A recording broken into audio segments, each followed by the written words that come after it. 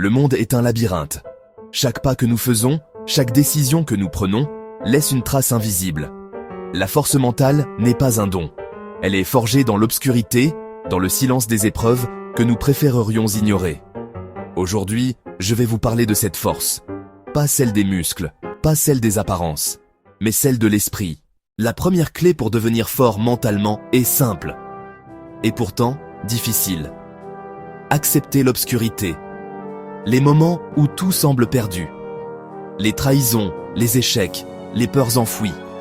Ces instants où votre esprit hurle, mais personne n'écoute. Il ne s'agit pas de fuir ces ténèbres, mais de les observer. Chaque cicatrice, chaque douleur contient un enseignement. Ignorez-la, et elle vous détruit. Affrontez-la, et elle vous élève. Le corbeau sait. La solitude n'est pas une punition, elle est un miroir.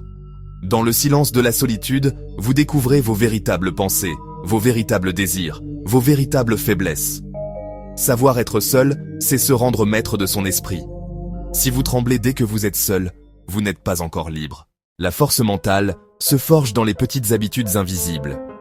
Se lever quand tout le monde dort. Continuer quand tout le monde abandonne. Lutter contre l'envie de céder à la facilité. C'est dans ces gestes anodins que l'esprit devient indestructible.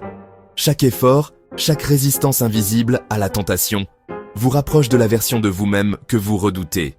Mais admirez. Regardez le monde comme un corbeau observe la nuit. Chaque mouvement a un sens, chaque parole cache un secret, chaque regard révèle une faiblesse. La force mentale n'est pas de tout contrôler. C'est de comprendre ce qui bouge, avant que cela ne vous touche. L'observation rend clairvoyant. La clairvoyance rend invincible. La douleur est un feu que beaucoup fuient. Mais celui qui devient fort mentalement sait que chaque douleur peut être transformée en énergie. Chaque échec devient une leçon. Chaque trahison devient une arme. Il ne s'agit pas de nier le mal, mais de l'utiliser pour construire quelque chose de plus grand que vous. Devenir fort mentalement n'est pas un but, c'est un chemin. Un chemin où le silence, la discipline, l'observation et la douleur deviennent tous vos alliés. N'attendez pas que le monde change pour vous.